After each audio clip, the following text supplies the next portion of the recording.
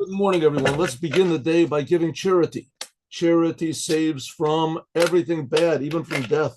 And charity brings everything good, even the geula. Be generous. Give everything we have is a gift anyway. Everything we have belongs to Hashem. Right? Belongs to okay. Now let's praise the creator of the universe. Hodu Hashem ki tov ki l'olam chazdo. Thank you, God. God is good, and his kindness is to the world, la'olam, and it's also eternal. Eternal kindness right here in our pocket, right with wherever you are. We have godliness. Now, let's continue what we learned yesterday. What did we learn yesterday? We had a question. If you remember, we had a question. And the question is, let's see, can I find the question? Here we go. Okay, we talked about how. Oh, good morning. And good. Okay, so yesterday we talked about the donations that the Jewish people gave to the Holy Temple. I see that Miriam Gibor is having trouble getting in, but that's okay. It'll work out, hopefully. Good. Yes. 1 second. What's this? Nobody's in. Everybody's in. What's going on here? Why aren't people coming in? All right. I don't know. Abba, you don't hear anything? You don't see anything? I don't know. It says that there's a cross out over here. You don't see me, you don't hear me. All right, let's go. Let's go. Okay, so what did we say yesterday? That the Jewish people brought the donations to the tabernacle. One time it says that you have to bring the donations to God, and another place it says you have to bring the donations of God. What's the difference between the two of them? So it says, in order to understand that, we have to understand a little bit about God. Now, you probably realized from these classes, hopefully, that the teachings of Chassidut are trying to give you a different a way of looking at what God is than you understand. Then what is popular? They say the popular, to contradict the popular view of God, or let's not say to enhance or to increase the popular idea of what God is. But the popular idea of God is that God is at best a biblical character. A biblical character. And who knows if the Bible is even true or not. But at the best, God is a biblical character. Judaism is trying to tell you, and Hasidut Chabad is trying to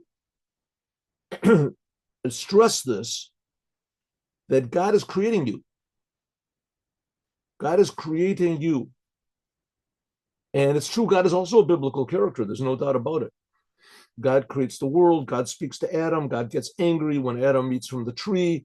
He's pleased when by Noah, it says, Noah matzachen b'nei Hashem. And then he's even pleased more by Abraham, and he makes a covenant with Abraham that his children are going to be chosen to do what? To tell the world that God is creating them, number one, and that he's creating them for a purpose. And that everybody is being created individually, not just in general, also in general, but individually. Every person is important. Every person has a purpose. And every moment has a purpose. And every moment is potentially eternal because God is creating it. So the world is not at all what we think, and God is not at all what people think. The world is this amazing, important creation to God. Maybe we can even say an essential creation. Without the world, God doesn't get pleasure. So God gets pleasure from the world. So God needs the world. I can't use that word, but there's no other way God can get pleasure except from our deeds. That's what it says. God gets pleasure. On the other hand, the world also angers God. So the only way that God gets angry is from the world also. So, but not just from the world in general, from each and every person. That's the whole idea of heaven and hell and things like that. But the main point of it is not so much what we get, but what we give. Okay, so the Rebbe says there's two aspects of God. It's because if you started to say, well, God creates the world, so maybe God is not so great after all. I mean, what does he care about? What I do. If he cares about what I do, then that's pretty pikayun. It's like me caring about what the next door neighbor does. What do I care about what the next door neighbor does? It's a big deal. What he cares is what his children do, what his cat does, what his dog does. Cat cares about everything. And that he provides for all being. I have to provide for the next door neighbor's fish or something like that, or all the fish in the in the Amazon River. I have to provide for them, and God does provide for them, and He keeps them alive. So, okay, that's sort of impressive, but it's also sort of, they want to call it stupid. Also, what does God have to provide for the fish in some sort of a lake in Africa, and all the protozoas? He cares about what is he. So what was God do a thing like that for? So in order to clarify this, God gave the Torah. God gave the Torah, and the purpose of the Torah is so that we should appreciate God, and even more that we should serve God. We have responsibility. The Torah gives us responsibility. Jew and non-Jew alike. Non-Jews have different responsibility, but they're what's called the 7 Noahide commandments. Okay. So God creates the world. So how does God create the world? God creates the world there's two aspects. One aspect we've been talking about for yesterday, we talked about, and that's how God fills all the worlds. Everything is different. And in order to do that God has to sort of articulate his creative power. So it comes down, and yesterday we learned that I gave an example. And the example was the manna. The manna in the Torah, the Torah tells us that God provided the Jewish people 40 years, a little bit less, was 40 years, he provided for them manna. Right, the manna, it says it started to fall, 1 month after they got out of Egypt, something like that. And it ended before they went into Israel, slightly before they went into the land of Israel. So it fell almost 40 years, there fell manna.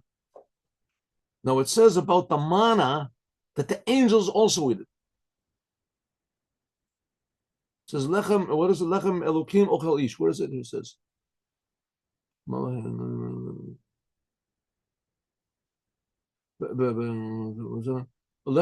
says lechem abirim. It says that it's the language of, it is the language. It is the food of the angels, the malchei ashoret nizoni, that the angels eat for it. Now, how can angels eat from food at all? What type of food did they need? And especially the manna was physical. The manna was a physical, actual food. Angels are not physical. I mean, they can become physical. It says that there were angels that destroyed Sodom and Gomorrah, and an angel talked to Bilam. It says an angel talked to Bilam, and an angel talked to to Lot. It says God himself says angels spoke to Bilam. Yeah. There's all those other the Samson's parents and Shimshon. So there's angels that talk to people, but the main thing, there's all sorts of different types of angels, but those were rare examples. Most angels are not physical at all. So how do the angels eat, and how do they eat food that people ate? So it says when the angels ate the food, this manna, it was at a much greater, a much more spiritual level. It was closer to its source. And when the Jewish people ate it, it was lower. So this comes to prove to us that God's spirituality can become more and more, you want to call it the concentrated, physicalized. Physicalized. So that there's actually physical spirituality. Huh? And that's what the man was, and that's what the angels ate. So this ability of God to change his spiritual creative force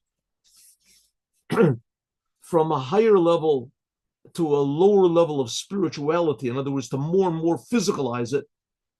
So first of all, it's pure, and then it comes down to a little bit lower that angels can eat it, and then it comes down lower that people can eat it. That's what's called memalichom. That's how God fills the worlds. That's how God fills the worlds. I don't remember where we got to yesterday. Okay. It says, okay, in Cain, if so, let's take it from here. In Cain, if so, okay, now don't get this picture wrong, right? Don't think that God is sitting way up there, like the Wizard of Oz or something, and then he sends out these beams of light into the world. And right, God is ultimate reality.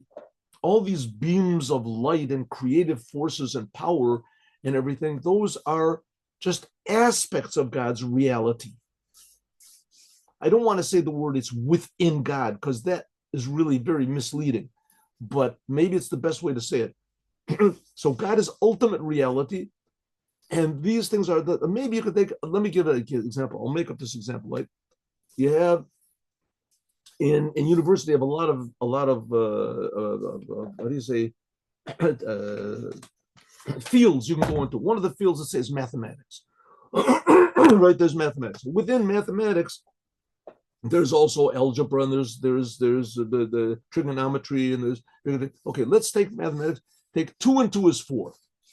Is that mathematics? Yes. Did that in any way reduce? Is that the sum total of mathematics? No, it's an example of mathematics. 2 and 2 is 4, right? 2 and 2 is 4. Is that algebra? Is it trigonometry? No. Is it the? No, it's not. The calculus is not. None of those things. It's a very, very simple, basic, small example of mathematics. What even a child can. Okay, did that 2 and 2 is 4? Did that in any way reduce? Take something away from mathematics? I write 2 and 2 on the board and I erase it. Does that make a mathematics smaller? Of course not. That's just an example of a greater reality, which is called mathematics. So the same thing is, and it's not the same thing, because mathematics does not create anything. All these are just examples of it, but it's something like that. So something is like that. God's reality, from God's reality comes all the spiritual worlds, comes all the physical worlds. But these physical worlds are not something separate from God. Right? They're just examples, if you want to call it. They're manifestations of godliness. Huh? Is that a good example? I don't know. Anyway, but here it's, of course, it's different, because God is alive and God is real and God creates life. God creates reality. But for whatever reason God wants, God decided that he wants to make a type of reality which is called spiritual, and another type of reality which is called physical. And the physical to God is more important than the reality, than the spiritual. And that's okay. And therefore, the mana, I'm sorry, the mana which is below, like it is above with the angels. Shalamata, below, the mana became physical. Masha Enkin, which is not the case when the mana was in the upper worlds. It was spiritual. It was spiritual. Then it says it was lechem, it was bread, shemalche ashoret, it was bread that the angels were eating it. Hainu, namely, man, this is the mana, this is the mana. Kamoshu adayin, like it is above in the higher levels before it comes down below. So it comes down. Yochla Adam, a person can't understand this idea of how God fills the worlds, namely that there are different aspects of God in the upper worlds, and then there's a lot of different upper worlds. In general, it's put into 4 categories. The upper worlds, there's what's called Atzilut, that's like pure godliness, and below that there's what's called Bria, that's like, generally speaking, that's the world of the souls, and then there's Yetzirah, that's the world of the angels, that's a lower dimension. And then there's the world of spiritual level of Asiya. That's the world of deed. That's the lowest type of angels are up there. And then there's the physical Asiya. That's us down here. Nevertheless, the life force of God can come down from a higher level, and it can manifest itself, actually be real. And that it comes down in this physical world, according each and every world, B'chol Olam, and each and every world, like I said, Atzilut Bria, according to its level and its nature and its constitution and etc. And that's what it says, Atam Achayat Kulam, you enliven all of them. Okay, why God does all this business, that's God's business. I don't know why God does it. It's the same thing, why does God put our brain in the head? Why doesn't he put our brain in where the stomach is and put the stomach where the head is, to be closer to our mouth? We wouldn't have to travel so far down, right?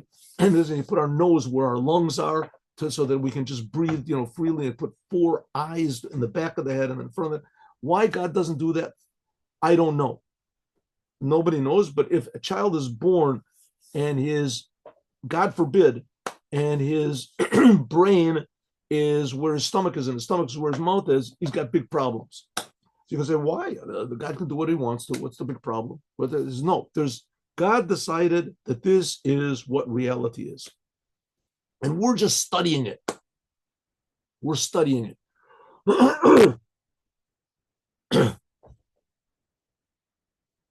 All these scientists are trying to figure out why is this, so they come up with all these weird conclusions. It's like survival of the fittest and all these things, which, okay, you can use those reasons, but they don't really hold. I mean, the whole idea of oh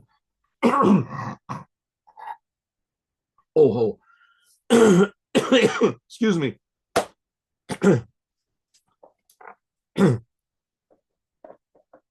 The whole idea of sometimes words leave my mind. I can't, of Darwin's theories and things like that, that how evolution, how evolution, from the surface, it seems maybe it sort of explains things, but really, if you look at it, first of all, there's no evidence for it at all. Evolution, they never found anything that evolved from anything else. If anything, something's devolved.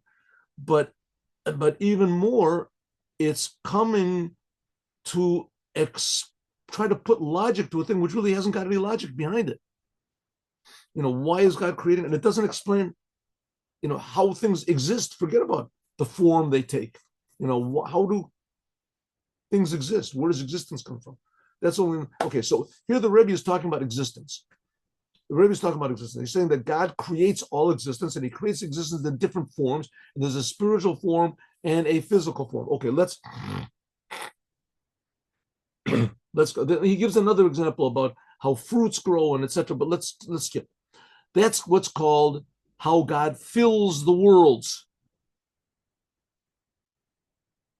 There's God fills the worlds, and there's levels of godliness which is unlimited. Here he says that, for instance, take just in this physical world, there is mineral, plant, animal, and human. Each one is a totally different level of consciousness and awareness, and this is something like the 4 worlds that we have in the world. So this is just giving us different examples of how God can articulate his creative force to be more spiritual and then less spiritual and less spiritualism.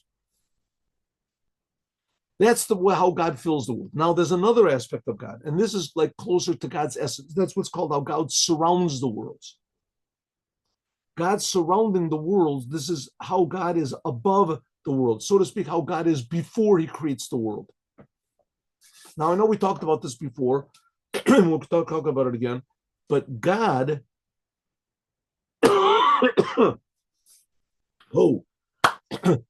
God is infinitely real. This world is not infinitely real. This world, everything that is created, this is finitely real. Everything in the angels and everything, they all have definitions. God does not have a definition. God existed. God creates time. He created time and he creates time. Time, spirit, physicality, all those things are the building block of all these things is nothing.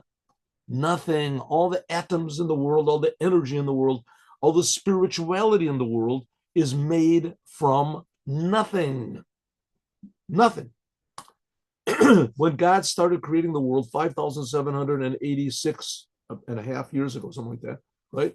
As of this speech, there was nothing. There was no time. There was no space. There was no being. There was no existence. There was no measurement. There was no high. There was no low. There was no spiritual. There was no physical. And it is meaningless to say what was there before the world was created. It's not meaningless, but I mean, if you want to say in a temporal sense, You can say it in a spiritual sense. That's what all these Kabbalistic books talk about, the inner preparations and the inner whatever it is that God made before he created this physical world. But as far as time goes, there wasn't all these ideas that there was, eons before ours, and our world is not really 6,000 years. It's really 6 trillion years, billions, light years and dark years and years, months. All these ideas are just trying to explain something which you cannot explain. And you cannot define God. God is infinitely real. On the other hand, you certainly can define God. God created the world and he gave the Torah, and everything is very limited. So that which God created the world, that's how God is limited. He limits himself. That's called how God fills the worlds. But the aspect of God, which is unlimited and undefinable, and I want to call it the essence of God, and that's called how God surrounds the world. This is a light and a life of God, which is not in the worlds. It doesn't mean that God surrounds the worlds, that he's outside of the worlds. This aspect of God is not definable. You can't say outside. Why do we call it a name at all? This is just talking about, let's say, the creator himself, before he created the world. But that creator before he created the world is the same creator as now. I mean, if he created the world from nothing, so the world is nothing. So if it's nothing, it can't detract. No matter how many nothings you have, you can't detract from something. Huh? So that's why the example of the mathematics is not good, but it's something like that. Because in mathematics is something, and 1 and 1 and 2 that's just the same type of something, right? But the world being created is not the same exact something as God is. The world is a creation. It's not the creator. And that's that's monotheism. Monotheism means that all there is God. And that the world is not, that's not pantheism. Pantheism says that the world is God. The world is God. Judaism says, no, it's not so. The world is a manifestation of God. It's from God's speech, from God's light. It's from God's mamale, how God fills the world. But God himself is, so to speak, he surrounds the worlds. Or let's say another way we can say, instead of Sovev, he surrounds, he defies. Sovev means he's outside of olamim, of any definition. God defies any definition. Elishahu, but God is also in the world. God, there's only one creator. God creates the world. He's not clothed in the worlds, like it says. Is it not so that the heavens and the earth I fill, says God. Specifically, the worlds are not separate from God. It's just that the reality of God is infinitely more real than the worlds are. So it's not like 2 and 2 are 4 are just an example of mathematics. The worlds are not an example of God. They're not an example. God is a totally different reality than what the world is. But God made the world in such a way that you can learn from the world what God is. It's a commandment. That's why the Jewish people are here, so that people will appreciate God. There is no division at all. Ani Rishon, God says, I am first, I am the last, which is, there is no division whatsoever. That's, so to speak, the essence of God, which is not the case that how God fills the worlds. This is a limited way of God. This is how God, so to speak, limits his light. Like it says, there's 500 years between each world and another world. There's what's the feet of the angels, this type of angels. They're above the lower worlds. That's what King David said, Aromimcha, I will elevate you, God. She'atzmuto, that God's essence, Merumam, is elevated infinitely above any concept of world. The Tachlit Elokai, the whole, it can't be Tachlit. That God is above any sort of goal and limit and measurement or definition. And that's what King David said, I will elevate you, my God, my God. This is in Psalm 145. We say it twice a day, 3 times a day. Or this light level of the light of God and the life of God, which is drawn from Sovev Kalmin, from what's around the world. By the way, that's one of the reasons why King David is the Messiah, because King David was put into terrible situations in this world. He experienced the worst possible situations of the world that any normal person would say, okay, that's enough. I'm finished. Leave me alone. God, I don't. And no, King David was always praising God and begging God, please, God, take me out of these problems, and etc. But he always was connected to the essence of God, King David, and he was always praising God. So he said, I am praising you, God, my God, Aromicha Elokai, my God. And he said, I am praising you, God. Aramimcha means that God is above any light, any worlds. That's Sovev Kalmin. But how does God become my God? This is by means of a melech. One of the aspects of God is that God is a king. And that God is a king, this is what's called God's name or God's mouth. This is how the Bible starts off with. God speaks. Commercial a melech, like a king, that only his name is spread out through the country and through his kingdom.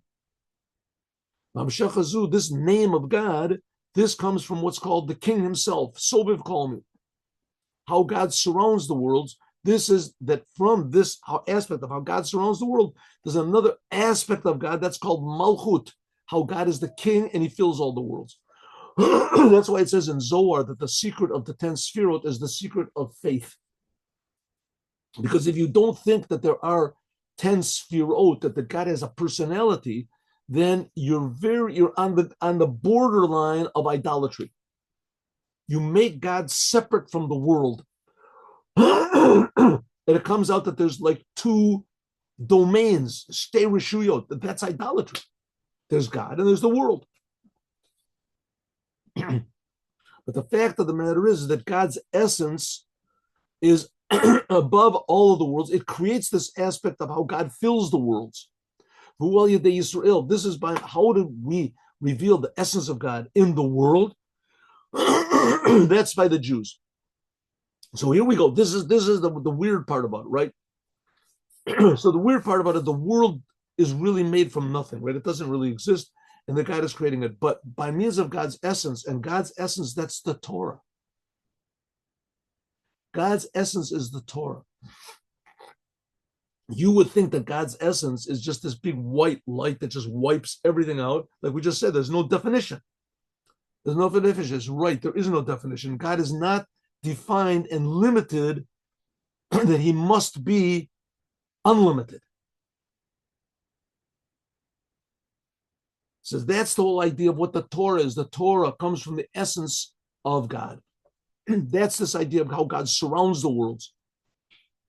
That really that really confuses the whole business. It's sort of like a little bit sort of understandable. God is like this big, infinite, amorphous reality. And from God comes this little reality, which is in the world, which that's sort of understandable. But as soon as God gave the Torah, he flipped the whole thing around, that this world became the most important.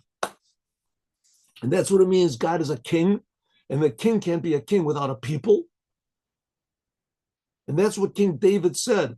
The Mikra is that King David said the sentence, Ba'ad Klal Yisrael, all of the Jewish people. Aromimcha Elokai, how can I elevate God? How can I show how high God is in this world? In this world, to bring God into this world by means of Hamelech, the making God a king. And it says, who are the ones who make God the king? Is the rabbis. Man Malki Rabbanan, says the rabbis. That's the idea of the Torah.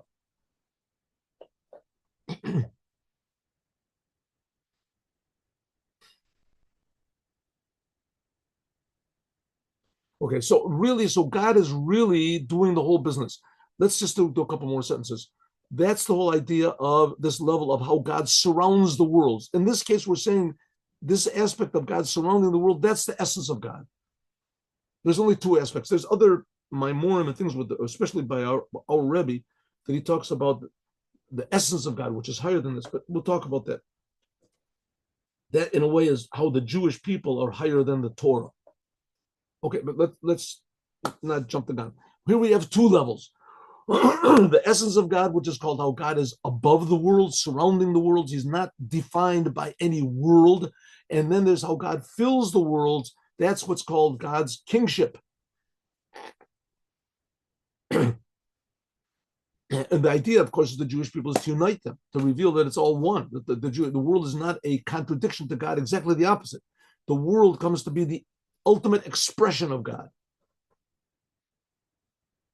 Okay, the explanation is like this. This level of Sovev Kalmim, this is drawing down from the essence of God, and drawing down, and this is so surrounding this essence of God, must be drawn down, Sovev Kalmim. This is drawn down from God's essence. And God's essence is drawn down, that it can be above the worlds. Oh, so now we are introduced to a third level. That's what I was talking about before. There's how God fills the world. There's how God surrounds the world. And this is just another aspect of God, how God surrounds the world. This is what we call the essence of God. This is one, if you want to say it's a revelation of the essence of God. But the essence of God is Ein Sof. That's really where the Torah comes from. You'll see. So this level of how God surrounds the world, this is really what is enlivening. There's only one God. There's enlivening. These are just aspects of God. This is how God enlivens all the worlds. This is what's called a surrounding level, which is above and elevated above the worlds. Shamelech Maromam, this is higher than the people. And this is like the idea of something which is above. So let's take King David. Happened to King David, terrible, terrible things happened to King David. Things which he definitely did not deserve. I mean, the Torah stresses over and over that King David definitely did not deserve all of the trials and tribulations and difficulties, and especially hatred. Everybody hated King David. His biggest advisors, genius, holy Jews, they hated King David. Shibi ben Gera, it says he was the head of the Sanhedrin, and Achitophel and Doeg. These people were like really very, high spiritual. This is before the first temple was built.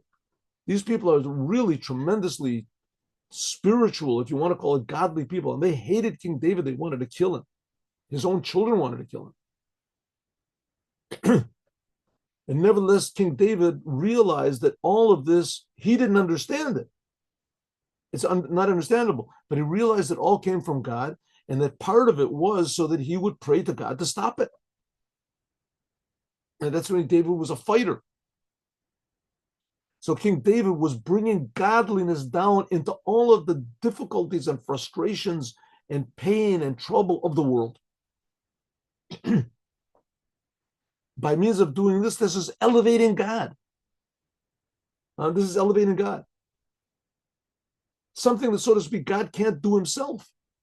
God can't be in difficult troubles, and God has tested that he shouldn't believe in God, that God should stop believing in God and be natural. Right? But he does believe in God. He threw all the... It says this aspect of how God surrounds all the worlds, this is really what is enlivening all of the worlds. This is God, how God enlivens and creates all the worlds. It's just this, how God is filling the worlds. That's just an aspect of godliness.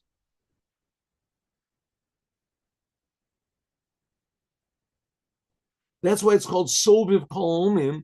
That's why it's called surrounding the worlds. It surrounds, so to speak, everything that happens in this world, encompasses, but it's connected to the world. That's what it means, God, your kingship is the kingship of all the worlds. So let's just make this a little bit bigger. The life which is in the inside of the worlds, how everything is different and individual, that's how God fills the worlds. That comes from what's called God's word. You, God, enliven everything. That's the letters, Atah. You, God, that's from the Aleph and Taf and the 5 organs of speech.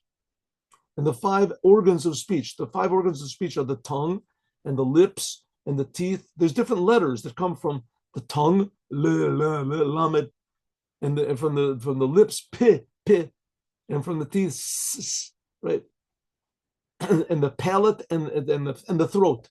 V'hu mitlabesh b'piniyutam. But God, essence, is inside, which is not the case. How God's kingship, how God's elevating, that's called God himself. That's how God surrounds the world. But there's a higher level of God, and this is God's essence. And God's essence is above, much above, even this level of how God surrounds the worlds. How God surrounds the worlds, that's connected to the worlds. But the essence of God creates both of these levels. Much like, for instance, a king, that his essence is not how he is elevated over the people. His essence is he's a different person totally than everybody. How the king elevates himself above the people, that's just an aspect of the king. So if so, we have three elements here. There's what's called how God fills the worlds. Everything is different. Then there's God's creative force, if you want to call it that. Everything is the same.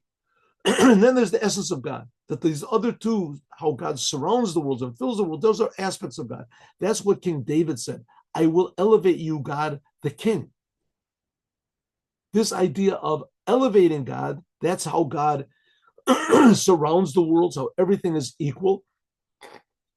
This is God's highness and his elevation. Everything in the world is a creation of God. How God elevates the world, how God enlivens the world. From this aspect of God's Sovev, he surrounds the world, that's how God's speech comes out and he creates the worlds and etc.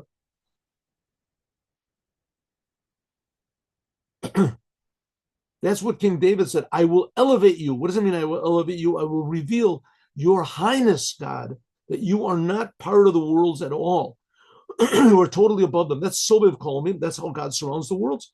King David said, I will elevate you, Elokai, my God. This is my God. This is how God comes into the worlds. I want you to come, God, your essence, how you surround the world, that should be brought into everyone's awareness in the world. Therefore, Perish Aramimcha means drawing down from God's essence, that it should be into the level of how he surrounds the worlds, and there's reveal that's surrounding the worlds. Like, for instance, you get all these philosophers, right? And they say, okay, the world exists. Where does the world exist from? Where does it exist from? So they make up all these ideas. There were all these, especially these Greek philosophers. It always was here. It comes from infinity. It comes from the forms. It comes from the what was it? There was another one. These guys, I learned philosophy a little bit. It comes from the, anyway, they had all these ideas. There was Hegel and all these people from this and what is ultimate reality?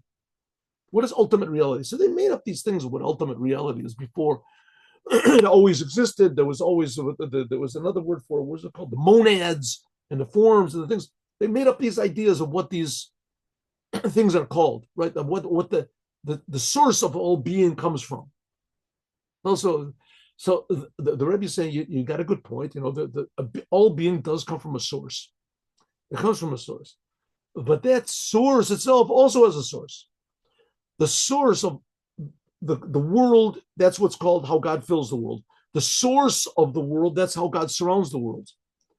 But this whole idea, the decision that God made to make the worlds, that's the Torah. That comes from what's the God's essence. So that's what King David did. He wanted to draw down, to reveal God's essence into the source of the worlds, to show that the source of the worlds itself has a purpose. It's a meaning. King David, that he was a vehicle for God's kingship. He was the one that said this. God, you're creating the world for a purpose, for a reason, that the whole entire world should know you. Why God does this, I don't know, but it's the same thing as a doctor saying, you know, bring a sick person and saying, no, there's no such thing as sick. There's just different levels of people. So this guy is, you know, his heart doesn't work. That's it. You know, that's the way it is. You know, there's fruit flies that live for 2 days. So this guy will live for 20 days. What's the big deal? That's not the way it goes. And there's such a real thing as health. There's such a real thing as truth. And that's what King David wanted to reveal in the world. He wanted to make the world a healthy world, a true world, that the essence of the creator, the essence of life, the essence of reality would be revealed in every detail of the world, because the world, as we said so many times before, is tremendously important to God. And King David wanted to reveal this and make the world a good place. That's what Moshiach will do, ideally, any second. Right? That's why Moshiach will come from King David. It's the Mashiach ben David, just to make this world a perfect, beautiful, healthy, true place. To draw from the essence of God into how God surrounds the world, namely the creative force of God, and then to draw that into the world, the creation. As we'll talk about more tomorrow. Now let's do the Devar Malchut. But we're not doing the Devar Malchut. We're going to do a speech of the Lubavitcher Rebbe. And I'll tell you why in a moment.